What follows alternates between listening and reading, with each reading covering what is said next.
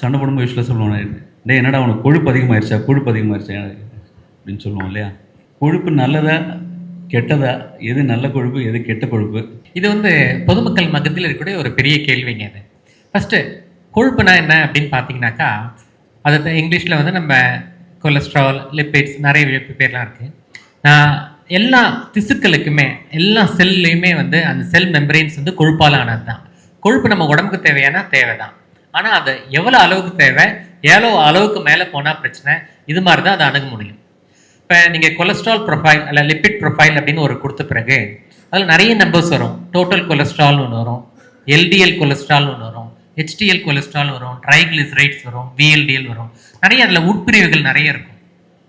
நம்ம இது எப்படி அணுகணும் அப்படின்னாக்கா, டோட்டல் கொலஸ்ட்ரால் ஒரு 200க்கு மேலே இருக்குது அப்படின்னா அது கொஞ்சம் கொலஸ்ட்ரால் அதிகமாக இருக்குன்னு அர்த்தம். எல்டிஎல் கொலஸ்ட்ரால் தான் மெயின் வில்லன். ஆக்சுவலாக எல்டிஎல் கொலஸ்ட்ரால் யாருக்கு ஒருத்தருக்கு 130 மேலே சாதாரண பொதுமக்களுக்கு இருந்தாலே கொஞ்சம் கொலஸ்ட்ரால் அதிகமாக இருக்குன்னு சொல்லுவோம். பெஸ்ட் வேல்யூ என்னன்னு பார்த்தீங்கன்னா 100 கீழே வச்சுக்கிறது பெஸ்ட். இதே ஹார்ட் அட்டாக் அது மாதிரி வந்துடுச்சு, ஸ்ட்ரோக் அது மாதிரி வந்துடுச்சு, காலில் ரத்த குழாய் அடைப்பு இருந்துச்சுன்னா 70க்குள்ளே வச்சுக்கணும். ஸோ இந்த வேல்யூஸ் ரொம்ப இம்பார்ட்டன்ட். ஆக்சுவலாக ஏன் எல்டிஎல் கொலஸ்ட்ரால் மெயின் ஃபோக்கஸ் பண்ணுறாங்க அப்படின்னா, உலகம் ஃபுல்லாக என்ன கண்டுபிடிச்சாங்கன்னா, இந்த எல்டிஎல் கொலஸ்ட்ரால் அதிகமாக இருக்கும்போது தான் ரத்த குழாயில் அடைப்பு மிகுதியாக ஏற்படுது, ஹார்ட் அட்டாக் வருது, ஸ்ட்ரோக் வருது, காலுக்கு போகிற ரத்த குழாயிலே அடைப்பு ஏற்படுது. ஸோ நம்ம தெரிஞ்சிக்க வேண்டிய பாயிண்ட்ல டோட்டல் கொலஸ்ட்ரால் தவிர அதிகமாக ஃபோக்கஸ் பண்ண வேண்டிய நம்பர் எல்டிஎல் கொலஸ்ட்ரால். ஸோ இது ஒரு கெட்ட கொலஸ்ட்ரால், இது அதிகமாக இருக்கக்கூடாது. அடுத்தது பார்க்கக்கூடியது ட்ரைக்ளிசரைட்ஸ்னு இன்னொரு கொலஸ்ட்ரால் இருக்குது. இது ஆக்சுவலாக பேடான்னு கேட்டிங்கன்னா இது ஒரு விதத்தில் பேட் தான். இப்போ ஒரு இங்கிலீஷ் படத்தில் இருக்கும், குட் பேட் அக்லின்னு ஒரு இங்கிலீஷ் படம் இருக்குது. இப்போ குட் கொலஸ்ட்ரால் ஒன்று இருப்பாங்க, பேட் கொலஸ்ட்ரால் ஒன்று இருப்பாங்க, அக்லி கொலஸ்ட்ரால் ஒன்று இருப்பாங்க. குட் கொலஸ்ட்ரால் சொல்கிறது ஹெச்டிஎல் கொலஸ்ட்ரால், பேட் கொலஸ்ட்ரால் சொல்கிறது தான் எல்டிஎல் கொலஸ்ட்ரால், அக்லி கொலஸ்ட்ரால் சொல்கிறது தான் ட்ரைக்ளிசரைட்ஸ். இந்த ட்ரைக்ளிசரைட்ஸில் எங்கே சார் வருது அப்படின்னா, சுகர் பேஷண்ட்ஸுக்கு தான் ட்ரைக்ளிசரைட்ஸ் ரொம்ப அதிகமாக இருக்கும். சுகரை கண்ட்ரோல் பண்ணிங்கன்னா ட்ரைக்ளிசரைட்ஸும் கம்மியாகும். நீங்கள் நல்லா வாட்ச் பண்ணிங்கனாக்கா, யார் ஒருத்தருக்கு சுகர் 250 300 இருக்கோ, யார் ஒருத்தருக்கு ஹீமோக்ளோபின் A1C ஒரு 7க்குள்ளே கட்டுப்பாட்டில் இல்லாமல் 8 9 10 அதிகமாக இருக்கோ, இவங்களுக்கு நேச்சுரலாக பார்த்தீங்கனாலே ட்ரைக்ளிசரைட்ஸ் அதிகமாக இருக்கும். ட்ரைக்ளிசரைட்ஸ் அதிகமாக இருக்கிறதுனால அடைப்புகள் ஏற்படுமா, ரத்த குழாய் பிரச்சனை வருமானா அதுவும் ஏற்படும். ஏன்னா எண்டோதீலியல் டிஸ்ஃபங்க்ஷன் அதுவும் காஸ் பண்ணும். நெக்ஸ்ட் மோஸ்ட் இம்பார்ட்டன்ட் என்ன சார், குட் கொலஸ்ட்ரால் பற்றி எதுவுமே சொல்லையே சார். குட் கொலஸ்ட்ரால் சொல்கிறது தான் HDL cholesterol. HDL cholesterol increase பண்ணுறதுக்கு மெயினாக நம்ம எக்ஸசைஸ் பண்ணுறது தான் ஒரே வழி. அதை இன்க்ரீஸ் பண்ணுறதுக்கு omega-3 ஃபேட்டி ஆசிட்ஸ் அது மாதிரி சில சப்ளிமெண்ட் சொன்னாலும் பெஸ்ட் மெத்தட் எக்ஸசைஸ் பண்ணுறது தான். கொலஸ்ட்ராலை எப்படி சார் கண்ட்ரோலாக வச்சுக்கிறது, நம்ம செக் பண்ணி பார்க்கணுமா அப்படின்னா, இதில் வருமுன் காப்பம் பண்ணுறது ரொம்ப இம்பார்ட்டன்ட். ஐரோப்பா யூஎஸ்லாம் என்ன பண்ணுவாங்கன்னா, ஒரு ஸ்டூடெண்ட் காலேஜ் போகிறதுக்கு முன்னாடி அவங்களுக்கு கொலஸ்ட்ரால் ப்ரொஃபைல் எப்படி இருக்குன்னு பார்ப்பாங்க. அட் ஏஜ் ஆஃப் 18 இயர்ஸ் 21 இயர்ஸ்லேயே செக் பண்ணுவாங்க. எல்லாரும் ஒரே மாதிரி கிடையாது. ஒரு சில பேர் பிறக்கும் போதே ஸ்ட்ராங் ஜீன்ஸோட பிறப்பாங்க. அவங்க வேல்யூஸ், அவங்க என்ன சாப்பிட்டாலும் வேல்யூஸ் ஆஃப் கொலஸ்ட்ரால் நார்மலாக இருக்கும். ஒரு சில பேர் சாதாரணமாக இருப்பாங்க, பர்ஃபெக்டாக கூட இருப்பாங்க, ஆனால் அவங்க வேல்யூஸ் தானாகவே ஜெனட்டிக்காக அதிகமாக இருப்பாங்க. ஸோ நம்ம யார், நம்ம பிறக்கும்போது எப்படி பிறந்திருக்கணும் நம்ம தெரிஞ்சுக்கணும். ஸோ எல்லாரும் ஒன்றும் கிடையாது. ஸோ நம்ம பிறக்கும் போதே ஜாஸ்தி கொலஸ்ட்ராலோட டெண்டன்சியோடு இருக்கால நம்ம பிறந்துட்டோம் அப்படின்னா நம்ம இன்னும் டைட்டாக இருக்கும். நம்ம வேல்யூஸ், அதாவது நம்ம வாக்கிங், நம்ம ஃபுட் கண்ட்ரோல், நம்ம எக்ஸசைஸ், நம்ம ஸ்லீப், இதெல்லாம் கரெக்டாக இருக்கணும். கொலஸ்ட்ரால் வேல்யூஸ் அதிகமாகிடுச்சுன்னா என்ன சார், மாத்திரை உடனே போட்டுணுமா அப்படின்னா, இட் டிபெண்ட்ஸ். இப்போ ஒருத்தருக்கு சுகர் இருக்குது, பிபி இருக்குது, கொலஸ்ட்ராலும் ஜாஸ்தியாக இருக்குது. ஸோ எல்லா 3 பேட் திங்ஸும் ஒன்றா சேர்ந்துருக்கு. அப்போ அவங்களுக்கு கண்டிப்பாக ட்ரீட் பண்ணணும். ஃபேமிலி ஹிஸ்ட்ரின்னு ஒன்று இருக்குது. சில குடும்பத்தில் பார்த்தீங்கன்னா ஹார்ட் அட்டாக் சின்ன வயசுலேயே வந்துடும். உதாரணத்துக்கு 45 வயசுக்குள்ள இல்லை 55 வயசுக்குள்ள ஆண் பெண் இவங்களுக்கு முன்னாடியே வந்துடுச்சு அப்படின்னாக்கா, அப்போ அந்த ஃபேமிலியில் ஏற்கனவே ஜெனட்டிக் ப்ரீ டிஸ்போஷன் இருக்குன்னு அர்த்தம். அது மாதிரியான குழந்தைங்கள் சீக்கிரமாக செக் பண்ணி பார்த்து இந்த குழந்தைங்கள்லாம் பெருசாகும்போது பிரச்சனை வருமானு முன்கூட்டியே தெரிஞ்சுக்கலாம். ஸோ கொலஸ்ட்ரால் வேல்யூஸ் அந்த குழந்தைக்கு அதிகமாக இருக்குன்னா, மற்ற நார்மல் குழந்தை மாதிரி ஒரு பீட்சா சாப்பிட்றேன், நூடுல்ஸ் சாப்பிட்றேன், நான் டெய்லி நான் வெஜிடேரியன் பிரியாணி சாப்பிட்றேன், இது மாதிரிலாம் பண்ணும்போது அந்த குழந்தைக்கு எர்லியாகவே ஹார்ட் அட்டாக் ப்ராப்ளம் வந்துடும். அப்போ தான் நிறைய கேசஸ் நம்ம பார்க்குறோம். 40 வயசு கூட ஆகலை, அதுக்குள்ளே ஹார்ட் அட்டாக் வந்துடுச்சு, ஸ்டென்ட் வச்சுட்டாங்க. ஸோ இதெல்லாம் எர்லி ப்ரீ டிஸ்போசிஷன் இருக்குது இவங்களுக்குலாம். ஸோ அதை முன்கூட்டியே நம்ம கொலஸ்ட்ரால் ப்ரொஃபைல் ஒரு டைம் சின்ன வயசுலேயே ஒரு டைம் பண்ணி பார்க்கணும். ஸோ நம்ம எந்த மாதிரி நம்மளுக்கு ப்ரொஃபைல் இருக்குது நம்ம தெரிஞ்சுக்கணும். ஜாஸ்தியாக இருந்தால் பாதுகாப்பாக இருக்கணும், சப்போஸ் நார்மலாக இருந்தாலும் ஓரளவுக்கு பாதுகாப்பாக இருக்கணும். ஏன்னா வயசு அதிகமாகும் போது ரத்த குழாயில் நேச்சுரலாகவே இதெல்லாம் அதிகமாகும். சார் வந்து உப்பு பற்றி சொல்லியிருந்தார்ல, ஒரு ஸ்பூனுக்கு மேலே நம்ம உப்பு யூஸ் பண்ணக்கூடாது ஒருத்தருக்குன்னு போது. அதே மாதிரி நம்ம ஆயில்னும் நிறைய வகை ஆயில் வந்துருச்சு. சில ஆயில் பார்த்தீங்கன்னா ஹார்ட்டுக்கு நல்ல ஆயில், இந்த ஆயில் சாப்பிட்டா ஹார்ட்டுக்கு ஒன்றும் வராது. நிறைய டிவியில் அட்வர்டைஸ்மெண்ட் வரும். அட்வர்டைஸ்மெண்ட்டில் இந்த ஹார்ட் ஷேப்லேயே தான் அவங்களோட பிராண்டோட இதுவுமே இருக்கும். ஸோ எவ்வளோ ஆயில் யூஸ் பண்ணணும், எந்த வகையான ஆயில் யூஸ் பண்ணணும், அதோட இது வந்து ஒரு முக்கியமான கேள்வி. எவ்வளோ ஆயில் யூஸ் பண்ணணும், எந்த ஆயில் யூஸ் பண்ணணும், பெஸ்ட் ஆயில் எதுனா இருக்கா, இது பொதுமக்கள் மத்தியில் இருக்கிற ஒரு முக்கியமான கேள்வி. ஹைதராபாத்தில் இருக்கக்கூடிய நியூட்ரிஷன் இன்ஸ்டியூட் வந்து ஒரு கைட்லைன்ஸ் கொடுக்குறாங்க. என்ன கொடுக்குறாங்க அப்படின்னாக்கா, ஒரு ஃபேமிலியில் ஒரு மாதத்தில் ஒருத்தர் வந்து 500 ml தான் ஆயில் யூஸ் பண்ணணும். 1 person 1 month less than 500 ml of oil. அது what ever oil it is. So first வந்து ஆயிலோட டைப்போட என்ன அளவு யூஸ் பண்ணுறது தான் ரொம்ப முக்கியம். அளவு மிக குறைவாக இருக்கிறது தான் ரொம்ப முக்கியம். நீங்கள் இதை ஆவரேஜ் பண்ணீங்க அப்படின்னாக்கா ஆல்மோஸ்ட் நீங்கள் ஒரு 500 ml நீங்கள் 30 டிவைட் பண்ணீங்க அப்படின்னாக்கா ஒரு 15 ml ரேஞ்ச் தான் நம்ம வரும். ஆக்சுவலாக 15 to 18 ml ரேஞ்சஸ் வரும். ஸோ நான் என்ன பாயிண்ட் சொல்கிறேன்னா, ஃபஸ்ட்டு வந்து அளவுக்கு தான் இம்பார்ட்டன்ஸ் கொடுக்கணும். செகண்ட், டைப் ஆஃப் ஆயில், எந்த ஆயில் சார் பெஸ்ட்டு? என் பர்சனல் ஒப்பீனியன் எப்படின்னாக்கா, எனக்கு வந்து இந்த கோல்டு ப்ரெஸ்ட் ஆயில் சொல்லக்கூடிய செக்கெண்ணெய் தான் பெஸ்ட்டாக நினைக்கிறேன். ஏன்னா அதில் எந்த கெமிக்கல்ஸும் கிடையாது. Short shelf life. எந்த பொருளுக்கு வந்து ஷெல்ஃப் லைஃப் ரொம்ப கம்மியாக இருக்கோ அது இயற்கையாக இருக்குன்னு அர்த்தம். ரொம்ப ஒரு பொருள் வந்து 3 மாதம் 4 மாதம் இருக்குது, கெட்டு போகாமல் இருக்குது அப்படின்னா அந்த பொருள் நல்ல பொருள் கிடையாது. இப்போ நம்ம வாங்குகிற ஆயில்ஸ் எல்லாமே வந்து ஷெல்ஃப் லைஃப் வந்து ரொம்ப ஜாஸ்தி. அப்போ எப்போ மேனுஃபேக்சர் பண்ணாங்கன்னு தெரியாது, ஷெல்ஃப் லைஃப் ரொம்ப ஜாஸ்தி. வெரஸ் நீங்கள் வந்து இப்போ நீங்கள் செக்கெண்ணெய் வந்து நல்லெண்ணெயோ கடலெண்ணெயோ எடுத்தீங்கன்னாக்கா அதோட ஷெல்ஃப் லைஃப் ரொம்ப கம்மி. நான் என்ன பாயிண்ட் சொல்கிறேன்னா, ஆயில் வந்து நல்லெண்ணெய் கல்லெண்ணெய் ரெண்டுமே பெஸ்ட் ஆயில்ஸ். ஏன்னா இந்த தென்னிந்திய மக்கள் அதிகமாக யூஸ் பண்ண ஆயில் இதுதான். அந்த காலத்தில் வந்து நம்ம தாத்தா பாட்டிஸ்லாம் இந்த ஆயில் யூஸ் பண்ணாங்க. அவங்களுக்கு ஹார்ட் அட்டாக் வரல, அவங்க வடை சாப்பிட்டாங்க, அவங்களுக்கு எந்த ப்ராப்ளமும் வரல. இப்போ ஏன் வருது அப்படின்னாக்கா, நம்ம அளவு அதிகமாக யூஸ் பண்ணுறோம். ஃபஸ்ட்டு பாயிண்ட் அது. செகண்ட் பாயிண்ட் என்னன்னு பார்த்தீங்கன்னா, நிறைய வந்து வெவ்வேறு மெத்தட்ஸில் யூஸ் பண்ணுறதுனால நம்ம எவ்வளோ சாப்பிட்றோம் நம்மளுக்கே தெரியல. ஆக்சுவலாக நம்ம கண்ணுக்கு தெரியாமல் நம்ம நிறைய யூஸ் பண்ணிடுறோம்.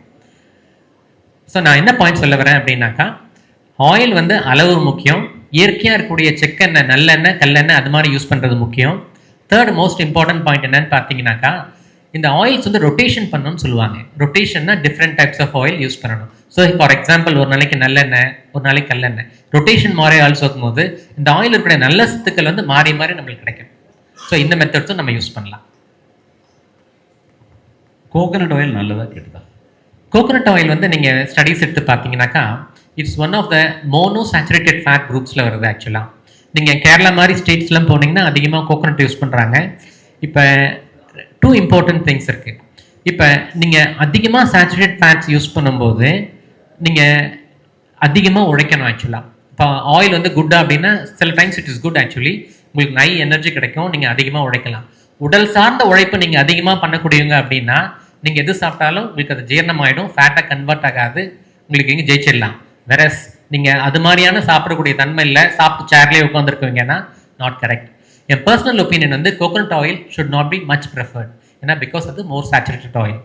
Should prefer only other kinds of oil like நல்லெண்ணெய், கல்லெண்ணெய், அதுதான் ப்ரிஃபர் பண்ணுங்க. நெய் வந்து ஒரு இம்பார்ட்டன்ட் கொஸ்டின். ஆக்சுவலாக நெய் சாப்பிடலாமா சாப்பிட வேணாமா? நெய் சாப்பிடலாம். It should be in limited amounts. ஒரு நாளைக்கு வந்து ஜஸ்ட் ஒரு ஸ்பூன் அளவுக்கு சாப்பிட்டா ஒன்றும் பிரச்சனை வராது, மத்தியான வேலையில் மட்டும். ஆனால் நெய் தோசை, நெய் ரோஸ்ட்டு இது மாதிரிலாம் போனீங்கன்னா அது தவறு. ஸோ அளவு தான் ஃபஸ்ட்டு இம்பார்ட்டன்ட் பாயிண்ட். ஆக்சுவலாக நிறைய பேர் சொல்கிறது வந்து டெய்லி நீங்கள் ஒரு 4 to 5 liters எடுக்கணும், இல்லை தண்ணி குடிச்சிக்கிட்டே இருக்கணும். தண்ணி குடிச்சிட்டே இருக்கிறது இஸ் இட் ஓகே? இல்லை தண்ணி குடிக்காமல் இருக்கிறது, எவ்வளோ தண்ணி குடிச்சிங்கன்னா your body will be okay? இது வந்து இது ரொம்ப காமனாக எல்லாருமே பொதுவாக கேட்குறது தான். இது டைரக்ட் ஆன்சர் வந்து இதுக்கு ஒன் சைஸ் ஃபிட்ஸ் ஆல், அதாவது எல்லாருக்கும் ஒரே அளவு பொருந்தும் அப்படிங்கிற ஆன்சர் கிடையவே கிடையாது. So it's a very highly இண்டிவிஜுவலான திங். நம்ம உடம்பு நம்ம எந்த மாதிரியான அட்மாஸ்பியரில் இருக்கோ, எந்த மாதிரியான வேலைகளை செய்கிறோம், அதுக்கேற்றாப்புல தான் நமக்கு எவ்வளோ தண்ணி தேவைப்படுது அப்படிங்கிறது. ஃபார் எக்ஸாம்பிள், இப்போ இன்றைக்கி வந்து வயலில் வேலை செஞ்சிட்ருக்காங்க, ஒரு பில்டிங் சைட்டில் வேலை செஞ்சிட்ருக்காங்க, இவ்வளோ எக்ஸாஸ்ட் ஆகிறாங்கன்னா அவங்களுக்கு தேவைப்படுற அளவு தண்ணியும், ஒரு ஏசி ஹாலில் ஒரு ஐடி ஜாப்லையோ இல்லை ஒரு சஃபஸ்டிகேட்டட் ஒர்க்கில் இருக்கிறவங்களுக்கு தேவைப்படுற தண்ணி அளவு ஒன்றா இருக்கிறதுக்கான வாய்ப்பே கிடையாது. So it is highly and individual one, எல்லாருக்கும் ஒரே அளவுன்னு சொல்ல முடியாது. ஸோ ஒரு ஆவரேஜாக ஒரு ஹெல்த்தி பர்சன், அதாவது அவங்களுக்கு எந்த விதமான ப்ராப்ளமும் இல்லை, எந்த ஹெல்த் இஷ்யூஸும் இல்லை அப்படின்னாக்கா குறைஞ்சது 1.5 to 2 லிட்டராவது தண்ணி எடுத்துக்கோங்க அப்படிங்கிறது சொல்கிறோம். ஏன் அப்படின்னாக்க மற்ற உறுப்புகள் மாதிரி கிட்னி மூலமாகவும் நச்சு பொருட்கள் யூரின் மூலமாக தான் வெளியே தள்ளப்படுது. ஸோ அது தேவையான அளவு வெளியே தள்ளுறது ஒரு ஹெல்தி இண்டிவிஜுவலாக ஒரு மினிமம் லெவல் ஆஃப் வாட்டர் ஒரு 1.5 to 2 லிட்டர்ஸ் வரை எடுத்துக்கோங்கன்றது ஒரு ஹெல்தி பர்சனுக்கு சொல்கிறோம். பட் உங்களுக்கே ஒரு ப்ராப்ளம் ஆல்ரெடி வந்துருச்சு, ஒரு கிட்னி ப்ராப்ளம் இருக்குது அப்படின்னாக்கா அகைன் இந்த ரெக்கமெண்டேஷன் வில் நாட் ஃபிட். உங்களுடைய டாக்டர் உங்களுக்கு எந்த மாதிரியான பிரச்சனை இருக்குன்றதை கண்டுபிடிச்சி எவ்வளோ தண்ணி குடிக்கணும் அப்படிங்கிறத சொல்லியிருப்பாங்க, அதை மட்டும் எடுத்தால் போதும். அதர்வைஸ் பொதுவாக தாகம் வரும்போது தாகம் ரொம்ப இல்லாத அளவுக்கு நமக்கு தேவையான அளவு தண்ணி எடுத்துக்கோங்க அப்படிங்கிறது தான் பொதுவாக ஜென்ரலாக யாராவது எவ்வளோ தண்ணி குடிக்கலாம் அப்படின்னு கேட்டால் கொடுக்குற அட்வைஸ். அந்த லெவல் பார்த்தீங்கன்னா ஒரு நாளைக்கு ஒரு 1.5 to 2 லிட்டர் வரை வரும். பட் உங்களுக்கு சில health problem, for example kidney stone problem இருக்குது, அடிக்கடி யூரின் இன்ஃபெக்ஷன் வர மாதிரியான ப்ராப்ளம்லாம் இருக்குன்னா கண்டிப்பாக சார் சொன்ன மாதிரி 3 லிட்டர்ஸ் வரை எடுத்துக்கோங்க, 3 to 4 லிட்டர்ஸ் வரை கூட எடுத்துக்கோங்க. ஒரு 3 to 4 hours ஒன்ஸ் யூரின் போயிடுங்க. இந்த மாதிரியான ஸ்பெசிஃபிக் இன்ஸ்ட்ரக்ஷன் ஸ்பெசிஃபிக் பாப்புலேஷன்ஸுக்கு கொடுப்போம். பட் நான் ஆவரேஜ் ஒரு ஹெல்தி பர்சனுக்கு minimum 1.5 to 2 litres per day. வெயில் காலத்தில் சார் அதே தான் சார். நம்ம அகைன் நான் தான் சொன்னேன், தேர்ஸ்ட் தான் மெயின் இண்டிகேட்டர் சார். நமக்கு உடம்புல வால்யூம் குறையுது, அதாவது ரத்தத்தோட அளவில் நமக்கு சென்சார்ஸ் இருக்குது உடம்புல, எல்லாமே ப்ரோக்ராம்டு தான். ஸோ நமக்கு உடம்புல இருக்க தண்ணி அளவு குறையுதுன்னா ஃபர்ஸ்ட் பாடியோட ரெஸ்பான்ஸ் வந்து தாகத்தை உண்டு பண்ணுறது தான். ஸோ தேர்ஸ்ட் வர ஆரம்பிக்குது அப்படின்னாலே நம்ம உடம்புல இருக்க தண்ணியோட அளவு குறையுதுன்னு அர்த்தம். ஆட்டோமேட்டிக்காக அப்போ நம்ம அதோட லெவல்ஸை இன்க்ரீஸ் பண்ணிக்கணும். ஸோ தாகத்தை வச்சு நமக்கு எந்த அளவுக்கு தேவைன்றதை அசஸ் பண்ணிவிட்டு அதை தான் நம்ம இண்டிவிஜுவலைஸ் பண்ணி எடுத்துக்கிற மாதிரி இருக்கும். கண்டிப்பாக வெயில் காலத்தை விட ஜாஸ்தியாக தேவைப்படும். ஒன் மோர் இண்டிகேட்டர் வந்து will be the urine colour. இல்லை யூரின் எவ்வளோ இதாக போகுதுன்றது அதை வச்சுட்டு நீங்கள் வாட்டர் இன்டேக் எஸ் சார். அது ஜென்ரலாக அதில் நிறைய கன்ஃபவுண்டிங் ஃபேக்டர்ஸ் இருக்குது. பட் ஜென்ரலாக தண்ணி கம்மியாக குடிக்கிறோம் அப்படின்னாக்க யூரின் வந்து அளவு குறையும், கான்சென்ட்ரேட்டட் ஆகிடும், ரொம்ப கான்சென்ட்ரேட் ஆகிடும். இப்போ நார்மலாக யூரின் வந்து ஒயிட் கலர்னு சொல்கிறோம், இல்லை ஸ்ட்ரா கலர்னு சொல்கிறோம். இந்த எல்லோக்கும் ஒயிட்டுக்கும் நடுவில் இருக்கிற கலர் அதுதான் வந்து நார்மல் யூரினோட அளவு. இதே ரொம்ப டார்க் ஆகுது, ரொம்ப டீப் எல்லோ ஆகுது, இல்லை அளவு குறையுது அப்படின்னாக்கா யூரின் கான்சென்ட்ரேட்டட் ஆகுதுன்னு அர்த்தம். அப்படி கான்சென்ட்ரேட்டாக போகிறோன்னா நம்ம தண்ணி வந்து கம்மியாக எடுத்துகிட்டு இருக்கோம், கொஞ்சம் ஜாஸ்தி ஆக்கிக்கலாம்னு அர்த்தம். ஸோ யூரினை கலரை வச்சு ஸ்பெசிஃபிக்காக போகணுன்னா straw colour between white and yellow, அந்த ஒரு லைட் எல்லோயிஷ் கலரில் யூரின் போகுதுன்னா that is well and good. But இதுக்கு நிறைய கன்ஃபவுண்டிங் ஃபேக்டர்ஸ் இருக்குது. நம்ம என்ன சாப்பிட்றோம், மாத்திரைகள் என்ன எடுக்கிறோம், இது எல்லாமே வந்து யூரினோட கலரை இன்ஃப்ளூயன்ஸ் பண்ணுறதுக்கு சான்சஸ் இருக்குது. பட் ஜென்ரலி அந்த ஸ்ட்ரா கலர்ட் யூரின் அப்படிங்கிறத மெயின்டைன் பண்ணுறது தான் an ஐடியல் ஆப்ஷன். தண்ணிக்கும் ஒரு கனெக்ஷன் இருக்குது. இருதய செயலிழப்பு, ஹார்ட் ஃபெயிலியர் அப்படின்னு நம்ம சொல்லுவோம். அது மாதிரி பேஷண்ட்ஸுக்கு வந்து வாட்டர் ரெஸ்ட்ரிக்ஷன் சொல்லிட்டு தண்ணி குடிக்கிற அளவு கட்டுப்பாட்டில் வைக்கணும்னு சொல்லுவோம். ஏன்னா தண்ணி மிகுதியாக குடிக்கும்போது வால்யூம் ஓவர்லோட், உடம்புல வந்து நிறைய தண்ணி சேர்ந்துடும், ஹார்ட்டால் அந்த வால்யூம் ஆஃப் இது வந்து பம்ப் பண்ண முடியாது. ஸோ நிறைய டைம்ஸ் ஹார்ட் ஃபெயிலியர் அப்படின்னு சொல்லிட்டு நாங்கள் சொல்லும்போது எக்கோ கார்டியோகிராம் பண்ணி பார்ப்போம். எஜெக்ஷன் ஃப்ராக்ஷன் சொல்லிவிட ஹார்ட்டோடைய பம்பிங் கெப்பாசிட்டி சொல்லக்கூடிய நம்பர் தான் எஜெக்ஷன் ஃப்ராக்ஷன். அது குறைவாக இருக்குது அப்படின்னு சொல்லும்போது நாங்கள் வந்து ஹார்ட்டுக்கு அதிகமாக சுமை வரக்கூடாது, அதனால் குடிக்கிற அளவு தண்ணியை கட்டுப்பாட்டில் வைங்க அப்படின்னு சொல்லுவோம். ஸோ அந்த உங்களுக்கு ஒரு வியாதி இருக்குதுன்னு தெரிஞ்சிட்டிங்கன்னா, கிட்னி வியாதியோ இல்லை இருதய வியாதியோ எதனா இருக்குதுன்னு தெரிஞ்சிச்சுன்னா தண்ணி வந்து தாராளமாக குடிக்கலாமான்னா குடிக்கக்கூடாது. அது வந்து அந்த செயலிழப்பு இருக்கும்போது அதுக்கு தகுந்த மாதிரி தான் குடிக்கணும். இந்த அவேர்னஸ் நம்மளுக்கு முக்கியமாக தேவை. ஸோ எல்லாரும் ஒரே மாதிரி கிடையாதுன்னு டாக்டர் ஜெய் சொன்னார்லே, அந்த பாயிண்ட்ஸ் நீங்கள் நல்லா புரிஞ்சுக்கணும். எக்கு சாப்பிடலாமா, எக் ஒயிட் சாப்பிடலாமா, எக் எல்லோ சாப்பிடலாமா, முழு முட்டை சாப்பிடலாமா, முட்டையை வந்து வேக வச்சு சாப்பிடணுமா, எப்படி சாப்பிடணும்? ஜென்ரலி இப்போ எக்கில் வந்து ஒயிட்டில் வந்து ஃபேட் கண்டென்ட் கம்மி, எல்லோவில் யோக்கில் வந்து ஃபேட் கண்டென்ட் ஜாஸ்தி. ஸோ உங்களுக்கு ஆல்ரெடி கொலஸ்ட்ரால் அந்த மாதிரி ரிலேட்டட் ப்ராப்ளம் இருக்கும்போது எக் ஒயிட்ஸை மட்டும் சாப்பிடுங்க, எல்லோ அவாய்ட் பண்ணுங்கன்னு சொல்லுவோம். பட் அதர்வைஸ் ஜென்ரலாக எல்லாரும் கேட்டிங்கன்னா as a whole egg boiled egg is very healthy, can be taken. எத்தனை சார்? அதுலேயும் தயவுசெய்து உப்பு போடாதீங்க, மற்ற மிக்சர்ஸ் ஆட் பண்ணாமல் ப்ளைனாக எடுத்துக்கிட்டிங்கன்னா நல்லது. அது அகைன் இது ஒரு ஹெல்தி இண்டிவிஜுவலுக்கும் ப்ராப்ளம் இருக்கவங்களுக்கும் வேறு சார். இப்போ கிட்னி பேஷண்ட்ஸுக்கு ஒரு டயாலிசிஸ்லாம் பண்ணுறாங்கன்னா ஒரு நாளைக்கு 4 முட்டை 5 முட்டை சாப்பிடுங்கன்னு சொல்லுவோம். That is a different thing. ஒரு ஜென்ரல் ஹெல்தி பாப்புலேஷன் அப்படின்னு நீங்கள் எடுத்துக்கும் போது ஒரு டே 2 எக்ஸ் எடுத்திங்கனாலுமே உங்களுக்கு 12 கிராம் தான் வருது. உங்களுக்கு ப்ரோட்டீனோட அளவு மற்ற சோர்ஸ் வந்து எவ்வளோ கிடைக்குது அதை பொறுத்து தான். தாராளமாக தினம் ஒரு எக் 2 எக் எடுக்கிறது is a healthy thing option. இப்போ கீரை வகையில் எது சார் பெஸ்ட்டு? டெய்லி ஒவ்வொரு கீரை சாப்பிட்றோம், ஒவ்வொன்று. சார் எல்லா கீரையிலையும் ஃபைபர் கண்டென்ட் கொஞ்சம் ஜாஸ்தியாக தான் சார் இருக்குது.